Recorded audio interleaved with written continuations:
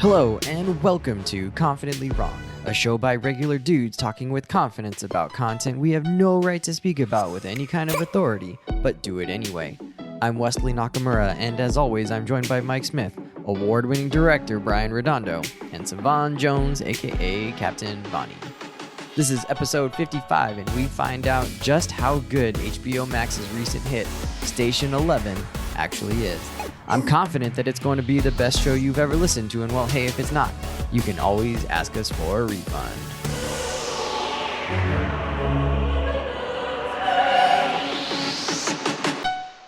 Incredible!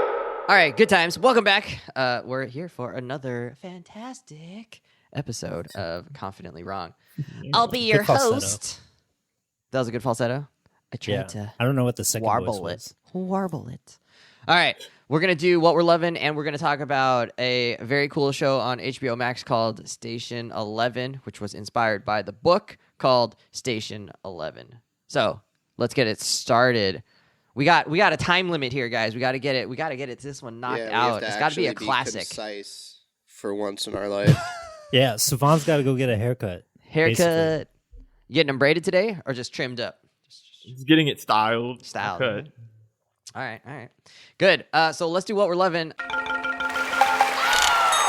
What we're loving. I want to go first because I'm really excited about mine, and it's a show you guys wouldn't watch because you guys think my taste is terrible. So, on Hulu. Don't even do that. No, you didn't hear them clown on me for Wesley gets 10 straight bullied. minutes while we were waiting for you just now. Okay. They're like, I don't even think you have a taste in music. Oh, And no, then- some oh of what my I heard was God, awful. yeah. I just And heard you then they not were like like, Kendrick or Thundercat. oh, what is your favorite artist right now? And then I was like, Ed Sheeran, and they were like, that's not that even is No, laughable. yeah, don't You brush can't over admit that Ed to Sheeran everyone. like that's not a big Dang, deal. Wes. We just I lost just all of listened to our you listeners. Everything they said might be right. I'm like, oh, you just lukewarm on those artists, and that's what you. All right, you know what? I'm gonna leave you alone. What do you love, man? All right. Ed Sheeran. I love Ed Sheeran, but that's not what we're talking about this week. I want to talk about Dope Sick. It's been on Hulu for a little bit. I think it's an 8-episode miniseries. It's like a dramatization of real-life events surrounding the opioid crisis, but also how OxyContin, which is a pain medication, got overprescribed and sort of got marketed and led to actually like real-world pretty tragic events. And so maybe this is not pretty a show. tragic events. Yeah, so this is not a show up Savon's alley because this is not a happy multicultural story, certainly. But what me and my wife have been watching it's been really good. I kind of like want to know what happens next. The show's really well done. It's told in different timelines in much the way that Station 11 is actually told in different timelines, which is kind of interesting that I'm having to like keep track of all this stuff going on here in two different shows. Michael Keaton is one of the stars in the show. He's been amazing. He plays a doctor who is someone who's prescribing OxyContin. There's an actor named John Hogenhocker who plays one of the investigators / lawyers in the show. What's his name? Yeah, it must be Dutch. That Hasn't sounds he like heard the of a stage name? SpongeBob episode. Oh well, maybe. I mean, he seems like a legit guy. I feel like you might have hurt his feelings with that, but Hogenhocker. It's a good Have a feels like a normal good Dutch name, name like Mike or Swedish name or something. He's one who hawks Hogan's. Maybe, but he steals his scenes. He plays with Peter Sarsgaard as the other investigator, and he kind of plays off him really well. As John Sarsgaard's like more, or Peter Sarsgaard's more like serious and kind of not focused. He's more serious, and John Hogenhocker is also serious about getting the job done, but also like likes to make light of certain things or make fun of the situation. So he steals the scenes for me. I've enjoyed him. And I found him so funny because he's just like very snarky that my wife actually just like watches me. She's like, why are you? She just like side eyes me because she's like, why are you laughing at that? And I think it's like hilarious. And I'm just like cracking up. God. She's just like, that's not the. It's no reason for you to be laughing that hard right now. Is the look of why did I marry this guy? Yeah, a little bit. Because I've seen that before. Jen, if you are listening, if he starts talking about the Joker and the Punisher and Rick and Morty, it's like this Take was the a baby warning and sign. run. Yeah. No, Hogenhocker, he steals the scenes. He's a great little, not little. He's a great. What is it called when you're not the main character but the helping character? Supporting character. There you go. He's a supporting character. Great guy. So, anyways, Dope Sick. I've really enjoyed it. We're, I think, 6 out of the 8 episodes done with it. And just the way they build the show has been pretty cool. You really hate the pharmaceutical company people, obviously. Well, they're a family. You're missing that part of it. It's the Sackler family. They really do focus on one guy, one of the Sacklers, as sort of the main. Just to give you a point, something to focus on, I think, probably. But yeah, they're all in on it. That's it. I'm done. I loved it. I think everybody should watch it. What's up? Well, it's like all country? over but it focuses on like Appalachia and many of the characters come from Appalachia. Epidemic and like a coal mine. Is this like those Midwest towns where they was prescribing pills and people type stuff? Yeah, that's not the Midwest though. Oh, so do they really like incriminate the Sackler family in this? West Virginia. Yeah. They really it's make a good it clear show that the Sacklers were like. Yeah, no, doing yeah. It's not like it's not a show where it's like the nuances of it. Well, there are no nuances of it. First of all, Nah, they're straight up villains. Yeah, but it's dramatized though, right? It's not like a documentary. It's not a documentary. Dramatized. Yeah.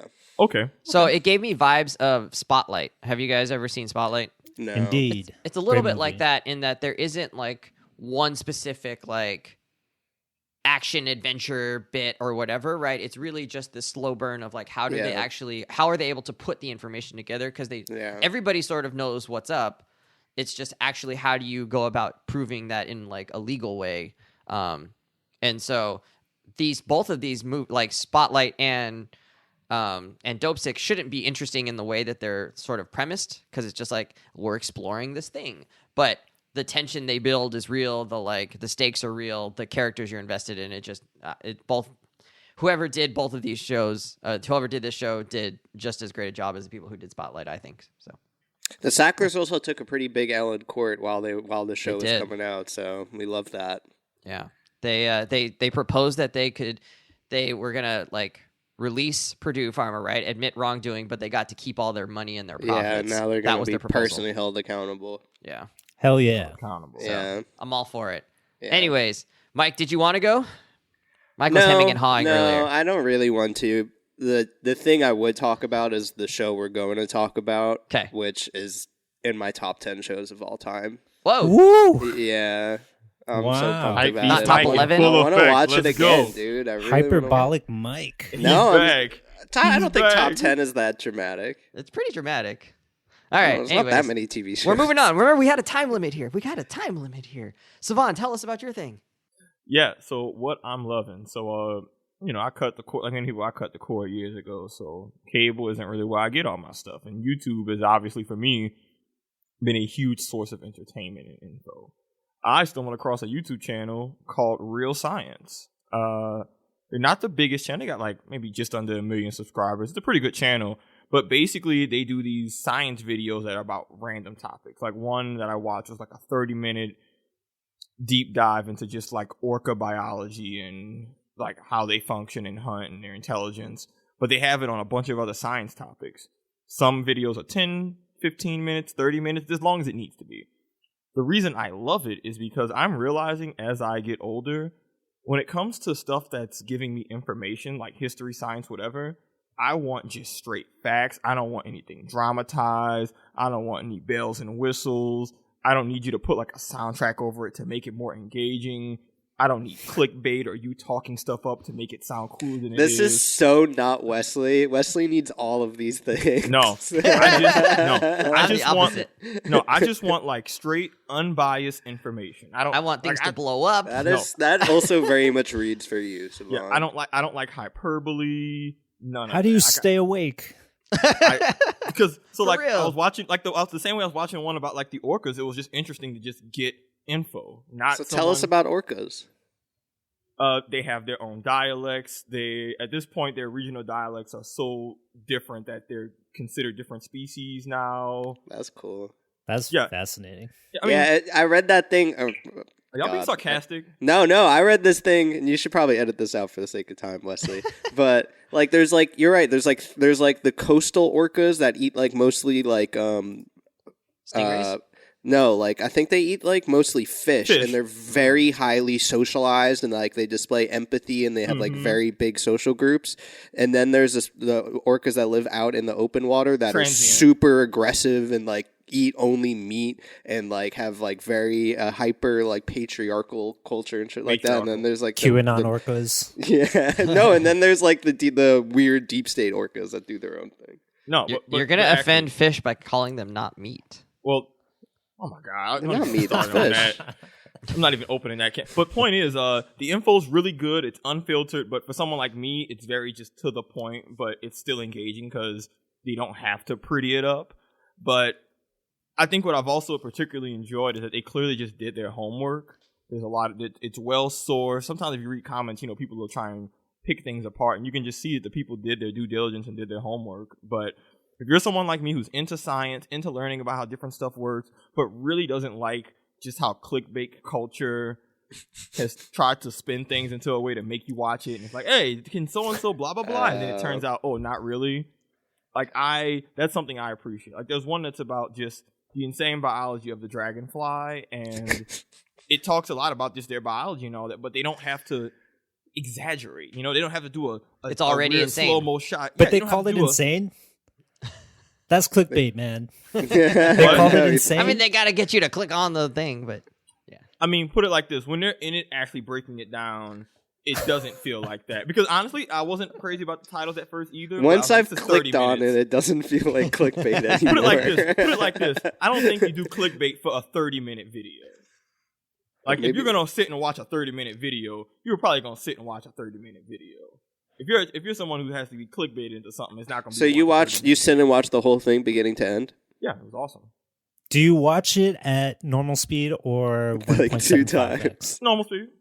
Okay, interesting. But, I mean, and there's no music at all. No soundtrack. I'm getting into that stage now where I love like Blue Planet and Planet Earth. Yeah. I'm at that stage now where the editing and music is starting to take me out of it because now it feels like I'm trying to be entertained more than be informed. Which I know that sounds ridiculous, but that's how my entertainment is being informed. I kind of want to. I can't hate on that take. It's again like it makes sense. It's just weird. It's like I like the parts of this that don't make it not be. I like the dry parts of it. Yeah, if you go back to grad school. Yeah, like you're gonna put me out of a job, Savon. Like when history's on. It's the reason I hate history biopics or something because they have to naturally make it dramatic, and to me that throws out all credibility whatsoever. No way, history is dramatic. Yeah, but when you have to add in characters and B plots and stuff, to me that ruins. This is so Savon because it's like we all wholeheartedly disagree with it, but it's like if it's a reasoned take. You're not talking nonsense here. Like if it's a civil rights movie, it's like all right, cool, all this could be true for the most part, but if you have to add in people who didn't exist just to make a point, to me that pollutes the actual story and history because you have to add something to tell a compelling narrative. Fair enough. You don't like when they throw in Jar Jar Binks or something. What? No, whatever. Hey, it makes me wonder. Real science. It makes me wonder, though, if a dramatized history could actually be more truthful than a skewed factual narrative. See, now that was a Wesley take because it didn't make any damn sense. And he's got some random Zoom filters on his face. It's which like he was cycling through the entire time. Yeah, Savon was talking. It's like being, like textbooks are supposed to be like objective, right? But they're skewed, and they're certainly from the perspective of whatever authors made it, and also the biases and blind spots that came with them.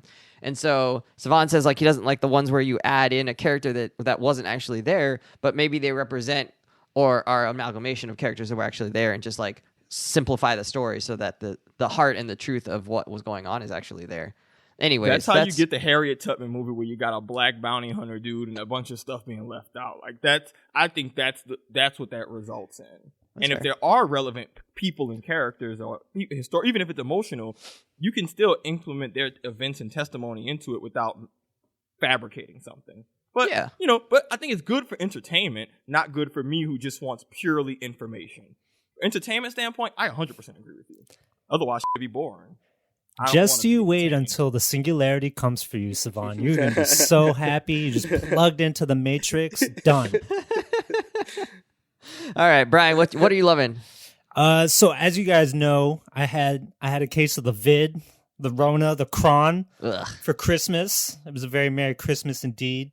But since I've recovered, I'm back. I've had quite a crazy week of just like going out and seeing shit. I took my mom to the opera. Bleep. Whoa. I saw 2 movies in theaters. I saw a Broadway show with Hugh Jackman in it. You are wilding out, bro. I'm living my best life. So I want to talk about one of those 2 movies that I saw in the theater, which is called Belle. It's this anime by Mamoru Hosoda, some Japanese director who is very lauded. He's definitely going to get an Oscar nomination for this, for Best Animated Feature. I'm sure of it. It's so beautifully animated. It's basically Beauty and the Beast retold in the metaverse. So you have like this little girl, or not a little girl, she's like a high school girl, down and out, depressed, for a sad backstory, few friends, but she enters into what's basically like the Ready Player One type of world where she has a whole new avatar.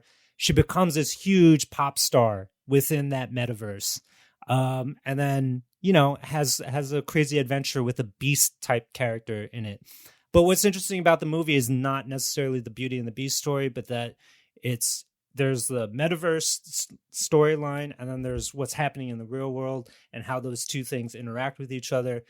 Really fascinating, beautiful visuals, gorgeous score.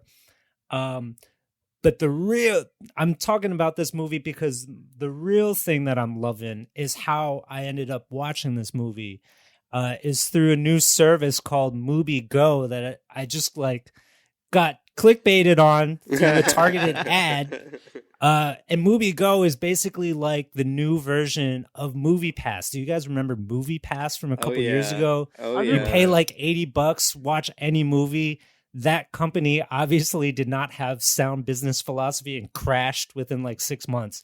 But I saw like 25 movies for $80. So Mubi Go is an evolution of that. And basically they allow you to see a free movie every single week. But the movie is one that they have curated and handpicked. So it's all like indie, art house, kind of like maybe like international stuff, a lot of like, movie award contending stuff that, is not going to make it to the AMC, but is going to be at all the independent theaters. So right now, Mubi Go is only available in New York City, in the States. It's also available out in Europe and stuff. So they handpicked Belle for me, and I loved it. And I already got my money's worth because it was only $10.99 for a month. But I get to watch 4 movies a month.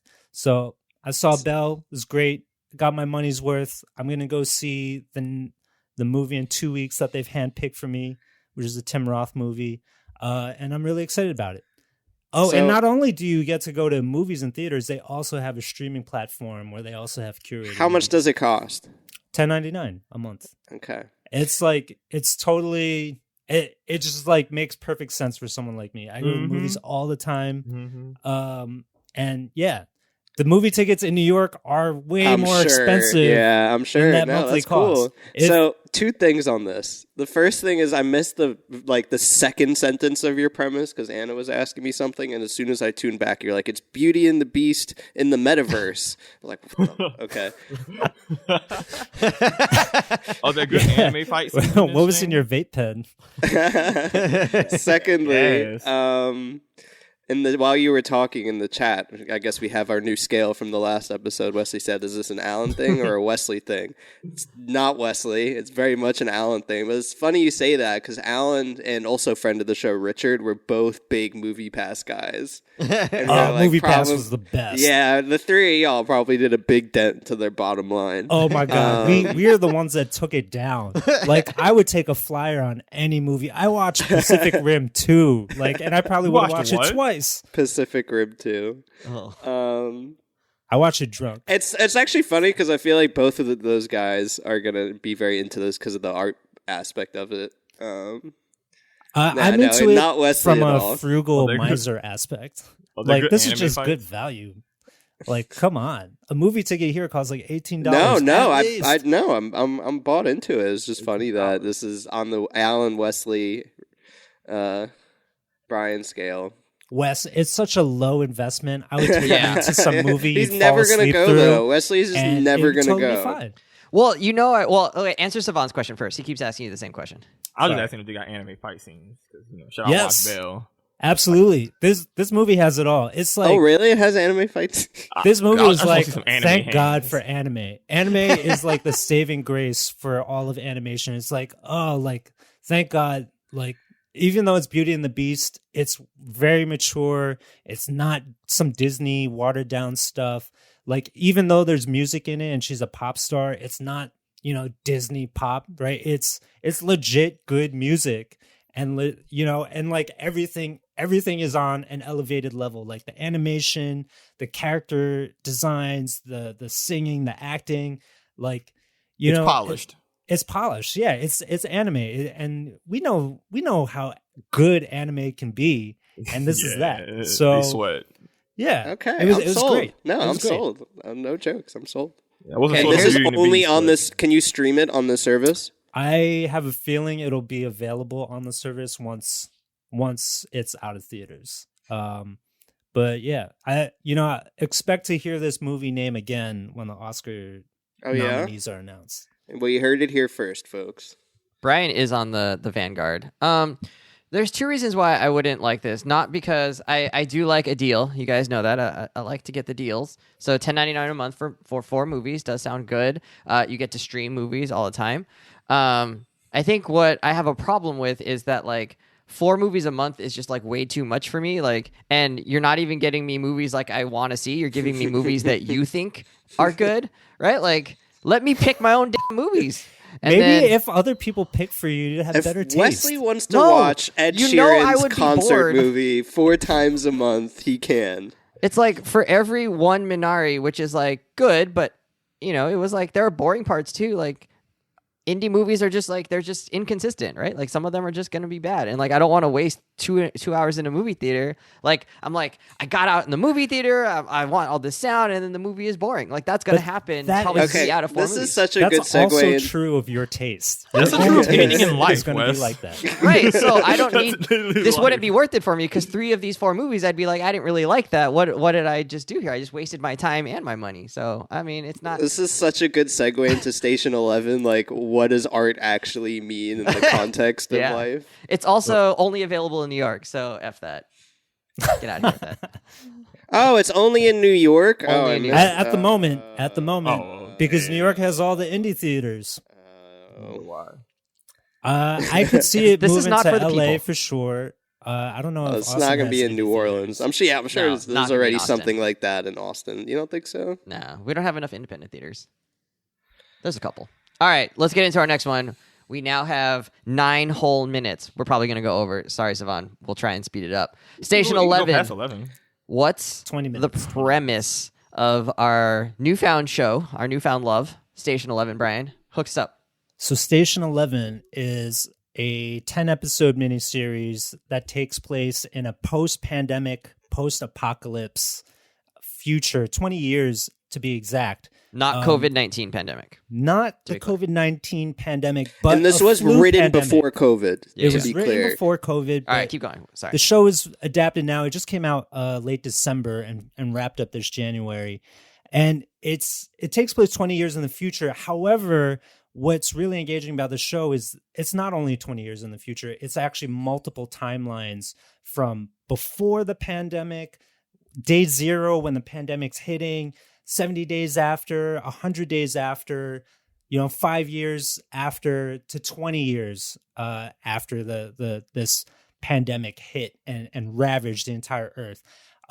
And so it's multiple timelines and it's a huge ensemble cast, and all of them come to the forefront of these timelines, and they interconnect and they interweave.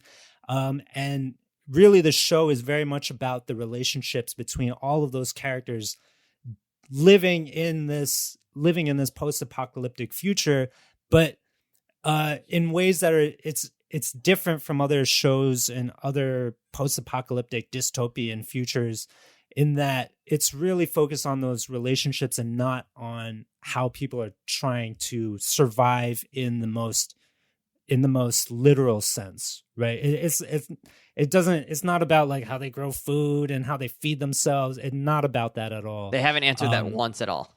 And no, It's not even no. a question. Yeah, it's kind of like, Yeah, we've seen that so people many go times. on. And so like, so then the show really shifts into those relationships, and also, you know, how they're engaging with what they have, which is in the show, which is like books. A single book actually is very prominent in the show. There's this book, a comic book, a graphic novel called Station 11, which is where the show gets its name from, that is current throughout the entire show, as well as Shakespearean plays, as well as music, pop music. Like all of that is very much part about the post-pandemic world, and their role, and the role that that kind of stuff has for human civilization. There's no Ed Sheeran though. There is no Ed Sheeran. No, not even a cameo. One thing I want to add to that. So Wesley asked me to like do actual research about this because I liked it so much. So one thing, the genre, at least the book, and I believe the show is called, is theater fiction. So one, I think, core part of this, I'm not sure if you said this or not, Brian, but I think one core part of it is that it follows a troupe. I know you said Shakespeare, but the whole, in the future, when we're in that timeline and like the core of the story moving forward, it follows a troupe of Shakespearean actors who travel around the Great Lakes region performing Shakespeare for all these like different post-apocalyptic communities.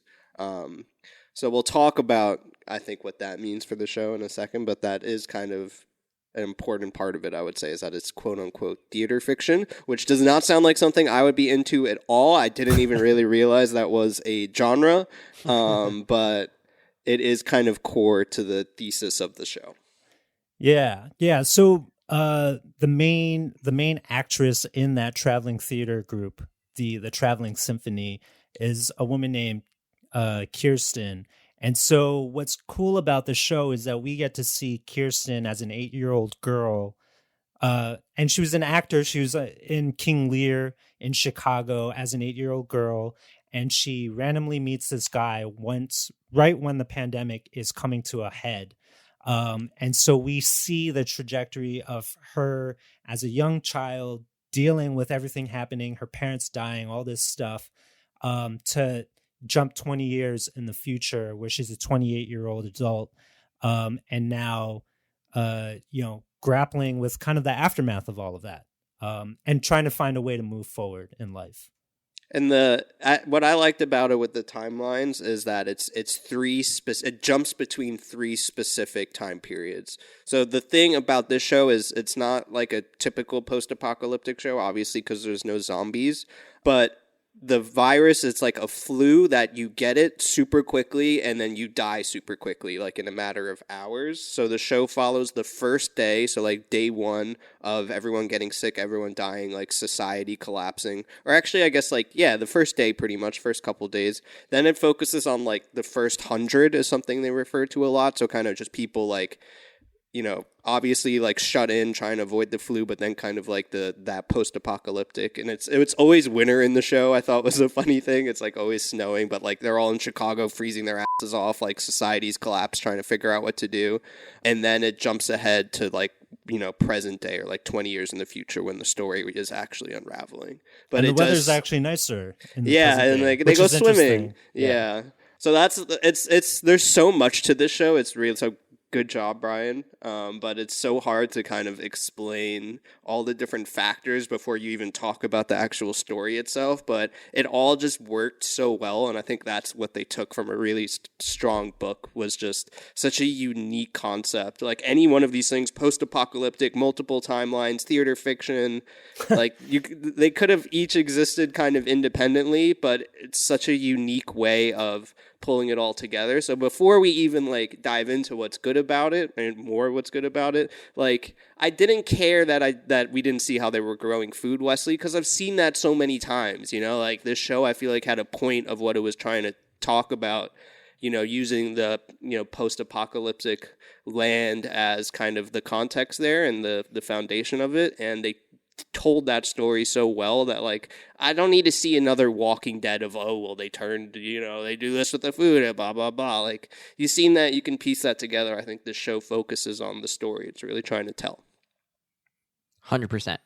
You guys kind of answered the question already. So I think I just wanted to add, about like why this is compelling for me, and then we'll get Savon's take, is that you sort of, like you said, you sort of expect that there's going to be a lot of action because we've seen post-apocalyptic movies before where the struggle to survive is dramatized so heavily, whether it's a zombie movie or whether it's a virus movie or whatever. All of these things, the survival is the hardest part, and so it's interesting. It's an interesting choice that this story makes to really not focus that on it at all. Clearly, these people in the future are living in some way. They've got enough food. They've got shelter. There's some communication. So there's just an interesting thing that they've made the choice to be more about the decisions that they're making and the people that they're relating with, but they don't have any way to know if what they're doing is right. Right? And I think that's what this whole show is about, is like, are the choices we're making actually going to be beneficial for us as a civilization, as humans, as people, as communities? And so they're really having to struggle with that. And I think the show does a great job at like pacing, but also sort of juxtaposing all these different ideas. Like fear and sadness is in there, but there's like moments of joy in there. There's always new questions being posed, and but they're also answering some questions as they go, so it kind of keeps you engaged. I think it's just really well done so far. I've only seen the first 5 episodes, I think. So okay. I'm a little bit into 6, but I ran out of time a little bit. You finished it, Brian? Yeah. Episode 7 is my favorite. Oh, so which one is? Can we spoil it, Wes? Or no? I want to know. Episode 7 is with Jeevan and his family. Oh, nice. Okay, so we get to see like what actually happened to them. Isn't 7 when he's in the department store? No. That's 8, I think. Oh, 9. Wait, there's 10 episodes. Yeah. Oh, right. Yeah, 7 was really. Oh, is that the one with the rap? Yeah. I also thought like the editing in this is good, and Brian, it's so you probably good. appreciated it's this so more than I did. But like the cinematography is great in different scenes, but also just they purposely put scenes back to back in different timelines that kind of like give you hints about what's going on, and then they'll drop the bombshell by like really having them back to back. Yeah, it's so cool. Or they like played the same scene twice. Like they played one scene in the beginning, like when we're watching I think it's the first day, and Jeevan and Frank are talking in Hindi. And it's from that point, we're still kind of in Kirsten's shoes, like going with her, experiencing that like loss and kind of adapting to her new family, and then they come back to that same scene with the same shot when they were looking at Frank's point of view, but they put in the Hindi subtitles, and essentially like it was him telling Jeevan like she just lost her family, like kind of letter, and that like told so much about his character after it'd been developed so naturally, and just that tiny bit of giving us this like I can just go on and on about the show, dude. It's so beautiful. The switching of perspectives is so good by revisiting timelines is like really very crucial part similar of the show. To another post-apocalyptic not show but game, Last of Us 2, and I'm gonna talk about that at some point, but I don't want to cheapen either. Okay. No, I know, but like the timelines, it's not just like multiple timelines, like it's so back and forth in such a beautiful and intentional way that it's it just made it so much better. And it's for people wondering, like, oh, timeline shows can be hard. Like you're not discombobulated. It's very clear based on setting and costumes and who's in the show at certain times, like which timeline you're in. It's not super hard to follow. They do give you a little title like on 80 Days in the Future or whatever. Yeah. All right, Savon. Title cards. How are you finding this show? You've seen the first episode. What was I saw the first one, and then I saw like most of the second one. Yeah. I don't know. This show feels to me. Here's our chaser. This show feels to me like when you go to a really nice restaurant and you order something really nice off the menu, and it's super well prepared, and it's clear that the chef knows what they're doing, Plated and clearly nice. A lot of and it's a nice, pretty meal, and it probably tastes delicious too, and it's this amazing filet mignon steak or something, right?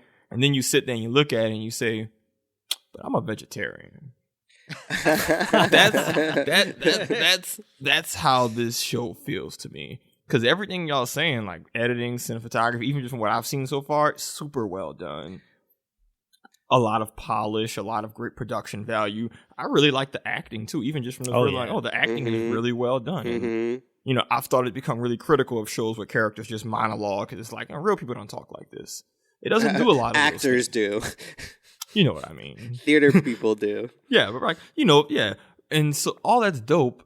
And then the other part of me is just, I just don't know if I care. Do you like post-apocalyptic? Because you didn't play Last of Us, right? I actually really enjoy post-apocalyptic stuff. Like I've read, like one of my favorite books ever is I Am Legend. Yeah. I've read zombie movies and a bunch of like, you know, stuff that's like virus stuff out the wazoo. But I think I like them focusing on the survival part of things and the people interactions. And I'm sure this show focuses on the people, but the idea of it being like an acting troupe traveling around and all that that's just boring to me. I was not wasn't into it. at first I know, either. dude. I'm not a theater like, person. And like, this is not an indictment of the. Like, I want to be clear. This is not an indictment of anything about the show. But I think sometimes you got to have the maturity to recognize when something's good, but it's just not appealing to you. That's, like, that's real. There's a target audience for this type of thing. I just don't think it's me. It's not a happy vibe show. It's kind of very. It kind of is though. It's yeah. I don't know. The more that you get into it, the less I feel like the less bleak it becomes. Yeah, and which again, I'm very early on, so all this I could, you know, there's a bunch of stuff I could be wrong about. I'm very early on to have made like, this is my definitive review of the show, but it's hard for me to say I'm about to sit down and put this on and just like sit and watch more of this. Not because it's bad, but because it's just, I don't feel gripped. Like I watched the first episode and was like, this was pretty good. But there wasn't a part of me that was like, oh man, I need to sit and watch more. I just felt like I watched it. The same way. It wasn't bad, but nothing hooked me. Yeah. And you know, I've always been the one who said to us, right, hey, give it some time. It's a slow burn. They got to build up. I say that all the time. Yeah. So I need to take some of my own advice. But to points that y'all have made that I've argued against, like, you got to hook the people first. You can't have something, even if it's amazing story, if it's going to be told in I thought that the pieces. first episode is so fast, though. Like, it's like that's the highest pace in the whole show. It's like you're watching society collapse in real time. It felt like a very boring collapse to me. Like, that plane crash felt so underwhelming. But like, that's the whole point of it, I think, is a lot of this show is like there's a version of society collapsing that isn't just like it turns into constant warfare, and it's not just like there's almost like people just kind of accept their fate and still don't lose their minds, you know? Because in a lot of like, you know, depictions of society collapsing, there's people screaming and running around, blah blah blah blah blah. But like when society collapses, like maybe we still are socially anxious about it, you know what I mean? And like you're not just gonna go crazy in the street. Yeah.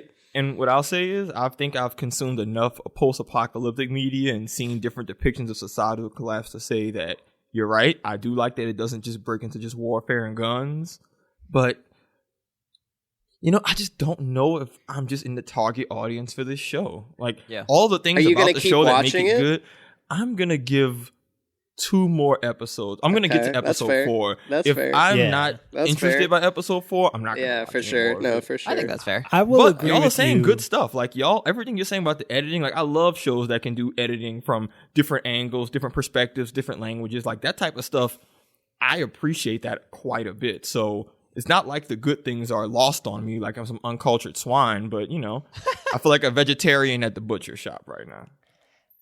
I will agree with you that once episode 2 kicks off and we're with the traveling symphony, it's a little weird and hard to be along for that journey because like who wants to be with an acting troupe in the post-apocalypse, right? Actors. But I think for me, the things that pulled me along were like the kind of like the mysterious, weird, and kind of almost like sci-fi flair of what was happening like at the peripheries of all of that stuff, and being very curious about what it all meant, right? Like I think the show has a lot of Lost vibes, actually, right? They're in an environment we kind of don't know what's happening, but it's very weird and unclear. And then you know, as the show progresses, it turns into something that I didn't expect at all. But yeah, the Traveling Symphony it can be a hard pill to swallow, but another thing that I think works for it in addition to the mystery, is just like the quirk of it all. Like it's so random and bizarre, and the costumes are weird, and the way people behave is all very weird and idiosyncratic.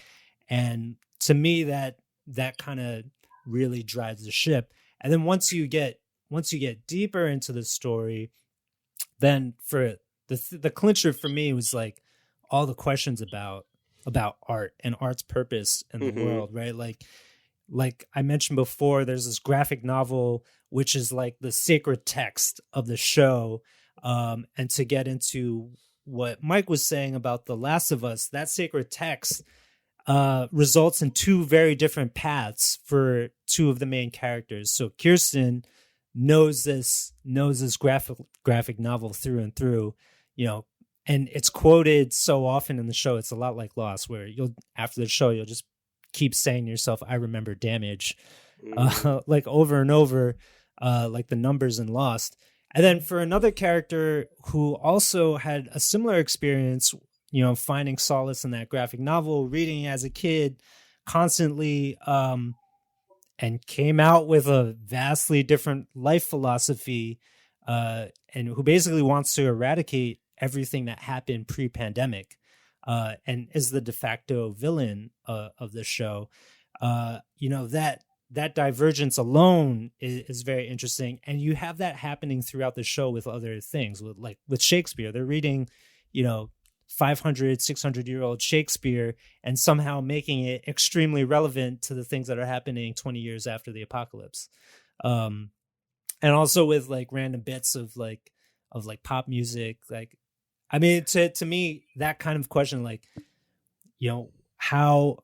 what is the purpose of art? Like, how sustaining is it? Like, does it survive through time? And how does it lift up individuals and also civilizations? I think those are really like big, meaty themes that very few shows are willing to tackle. Like, this is not just genre fun. This is like really interrogating the meaning of like what are we even doing here consuming this stuff? Yeah. Like, what's the point? Fine.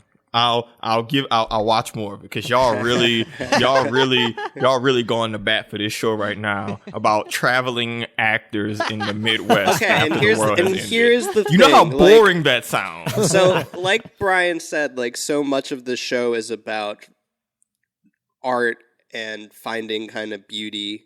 And I'm going to talk about that in more of a second. And I think like acting is so key to like those people's lives and like the joy they're able to find in all of this. And I've never really acted, so it's kind of hard, I guess, for us to like empathize with that. But it's a merit of how good the show is that when they're acting out Hamlet at the end, and not only is that moment so like important for the show's story it's trying to tell, but for those characters, like that specific moment of Tyler and his mom acting out the end of Hamlet is just like so powerful that I even cared about Shakespeare in theater in that moment. So I think like you gotta kind of just, if you don't come into the show with that foundation of what is theater and like what does it mean to like kind of perform and be an artist like that, you kind of need to just stick with it, because the show also does a good job of really walking you through who these characters are in a way that you really understand in an authentic way why theater means so much to them. Which I can't believe that's something I sing. I hate musicals. Like, I don't really like theater that much, but now I like definitely understand it. Yeah, I mean, like, just like think about all the stuff that we love and that we use as like touchstones for how we talk and think about life. Like, we reference The Last of Us all the time. I know. I reference Breath of the Wild all the time, and the show makes it clear that none of that stuff is a trifle. None of that stuff is trivial. It means something to us, the people who consume it, it's for a reason. And I'm glad, and like I guess it makes sense that they didn't go with zombies, because like it's the pandemic and like the apocalypse is kind of just like its own character and its like own kind of living piece of the story. You know, it's just, it really only serves to provide that foundation for, I think, them all to live the best life they can. So like I thought of this compared to The Last of Us 2 the whole time for so many reasons. You know, I think the storytelling piece in itself of multiple characters. Looking fresh, bro. Oh, you can't Spawn's hear getting us. dressed. But like having like the two characters jumping forward and back in time of them experiencing essentially almost the same life, but in two very different ways, and them playing off each other in ways they didn't really know until they come colliding, and then you get a really exciting story after they collide. I mean, that in itself is so cool.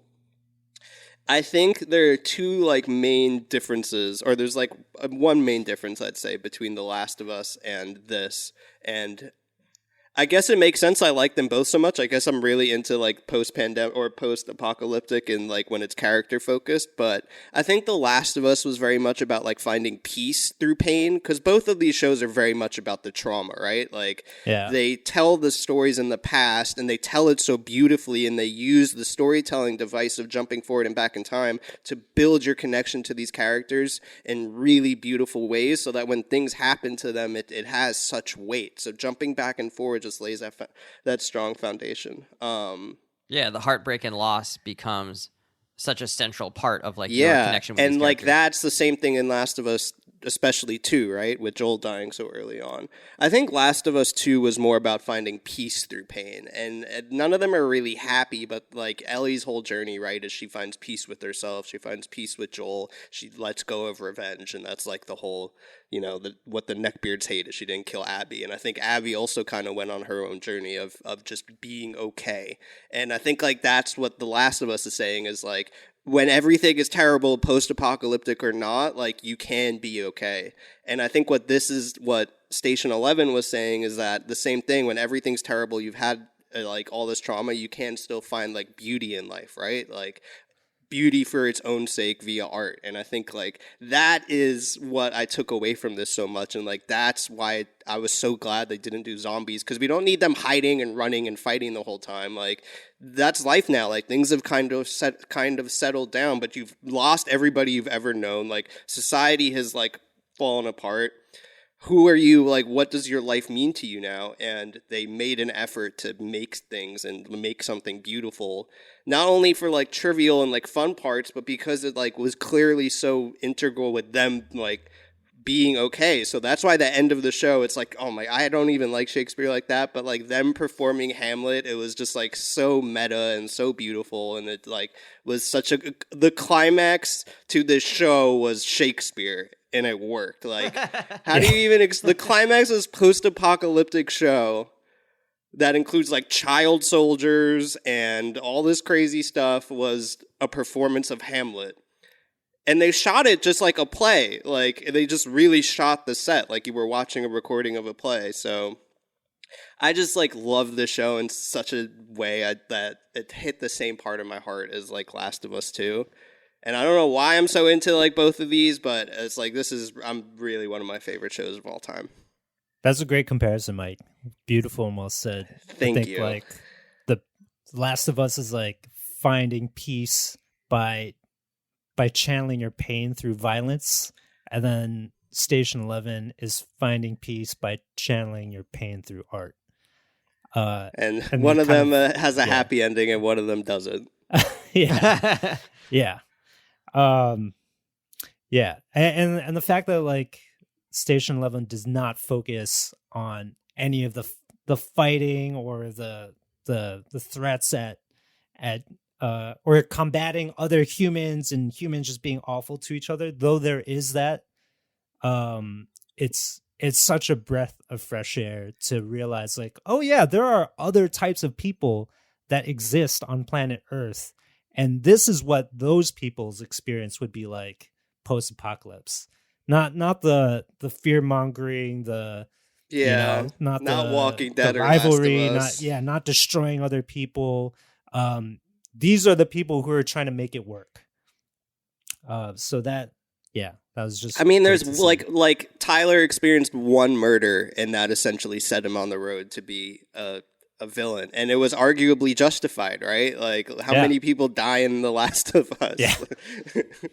Like, not even like in the gameplay parts of it, but even in like cutscenes or just the characters. Why is Savon still on Zoom? Can't hear you. You're on mute. I don't know. It's Yeah, it's hard to tell. Like, I don't know. And that's the conversation. Like, do you think society would like devolve more into The Last of Us, like Walking Dead vibe, or kind of after 20 years would it settle down into this? I mean, I kind of think it'd be mixed. Yeah. Just And it just is kind like of mixed in this show, right? Yeah, like, there are like red bandanas out there who are doing some evil stuff.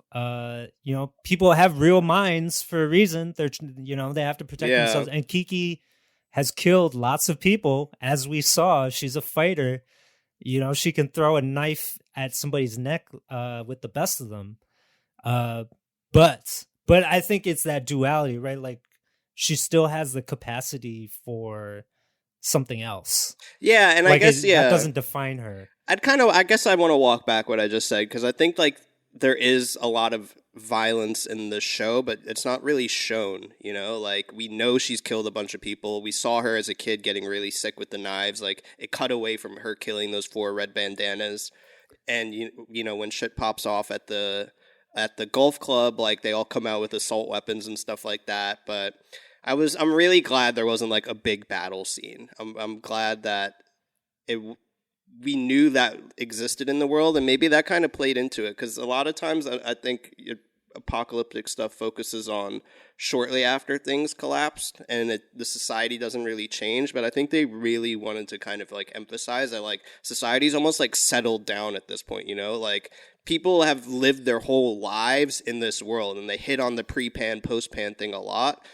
So, and I think like the focus on children of like, this is just what their whole life is. So that almost, in addition to the people that have experienced trauma, like the people that, like I said earlier, like the world is its own character almost. And I think having, oh Jesus, Wesley. I'm so dumb. How am I going to finish this thought? Wesley just put it in the chat. I'm so dumb. I thought pre-pan was pre-pansexual. What the hell? Jesus, Wesley. Boo. But that's what I'm saying. Like, the world is its own character that people get to play off of, and they made such a solid distinction between pre-pan and post-pan because they're all playing off of that world in a significant way. And then as I'm talking about it, that's why Tyler wanted to take all the children in so that he could influence the way they interact with this world, because he felt that all the pre-pan people almost caused this world. Which is really interesting real. too, Yeah, right? I mean, like, it's just like the generational differences and the battles that we have like now, and every generation has, right? Like, you all messed this up and we're all going to try to correct it. And that just keeps happening. And it just happens in a much more stark way post-apocalypse. And like when he was downloading all the stuff on his little computer and he like downloaded capitalism and was like, can I delete this? Yeah. That, like, when you don't really understand his trajectory as a person, I think that kind of like hits as like a joke almost. But I feel like that's so crucial to his character of like, can we not just move past everything that was before? Yeah. Well, that's interesting because I've only, like I said, I'm just a little bit past halfway, or maybe I am halfway. You said it's 10 episodes? Yeah. It's okay. So Sorry of that we stuff spoiled everything for you. No, that's Wes. okay, but like a lot of that stuff hasn't happened yet, and so it's kind of interesting to see like where they're going to like set all this stuff up, because I think up to this point a lot of this is like, when is the shoe going to drop? Like, where is the dread? Yeah. Like, there's like a sense of dread that's still happening. You get like 2 episodes after the shoe drops. Yeah. And then there's I think what you're describing about Tyler, and I'll have to wait to see it, but is Tyler, he's obviously capable of violence and kind of grotesque violence.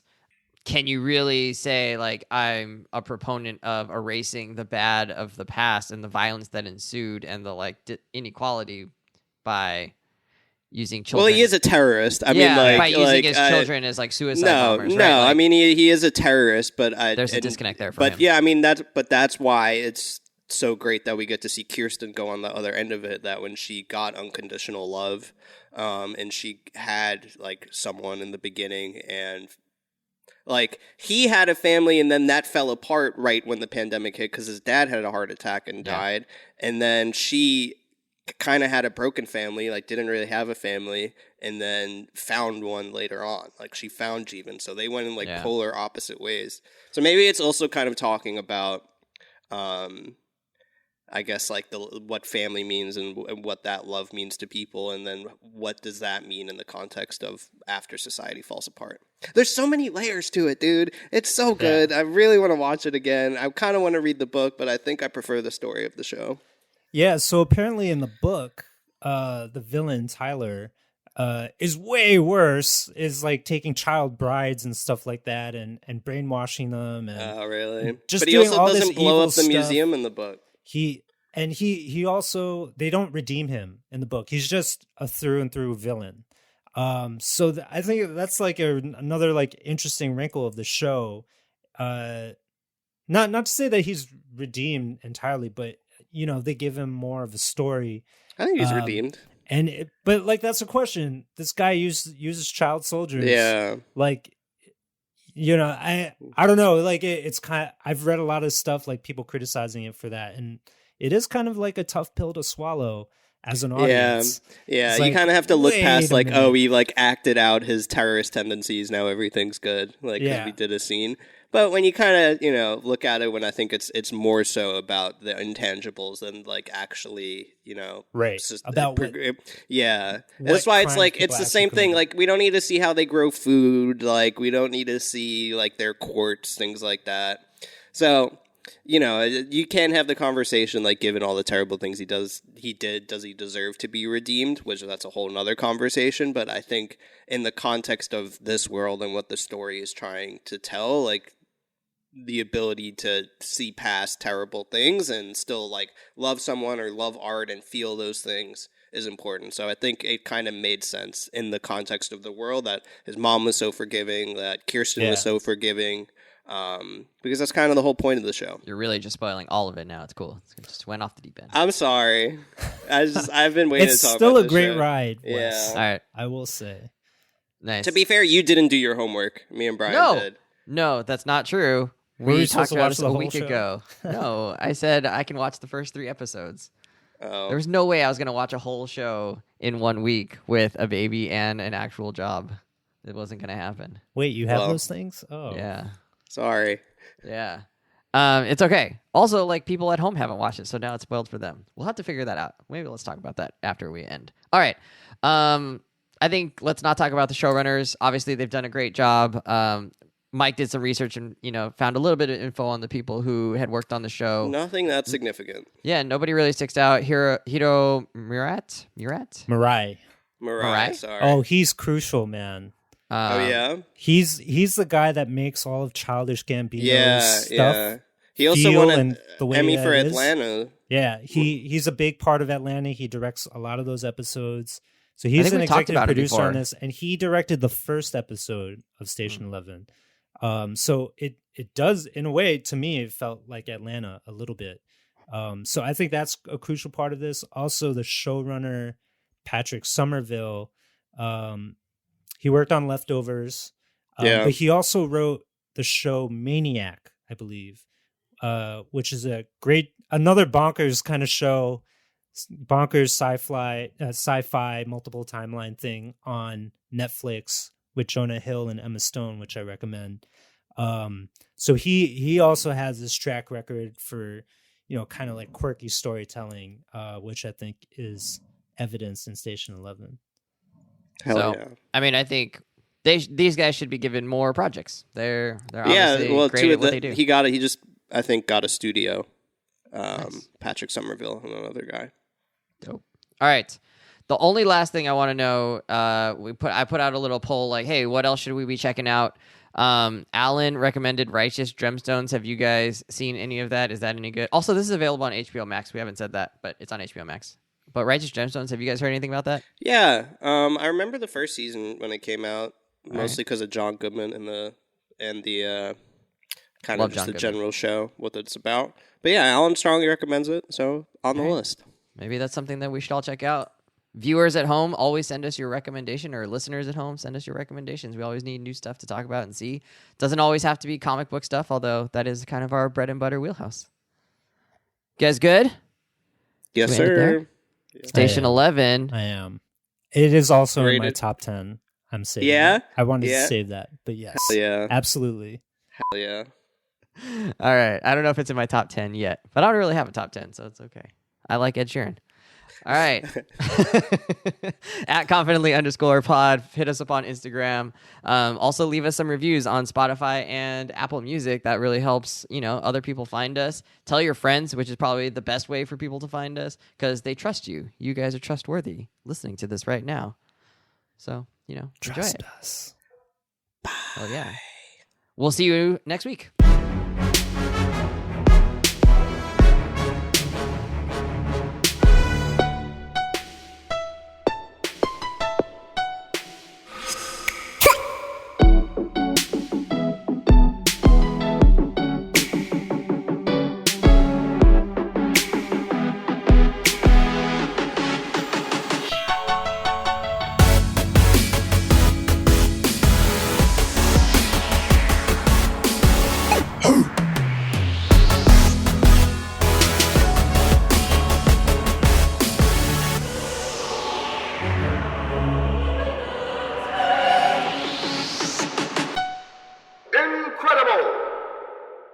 Ooh, you're about to get that Voltron strain. Ooh, that's about to be that pressure. Yeah, it's real. That Power Ranger strain. They're about to form together with a Megazord. Megazord. I loved the Power Zordon Rangers. variant. Oh man, I loved Power Rangers. It was so fun.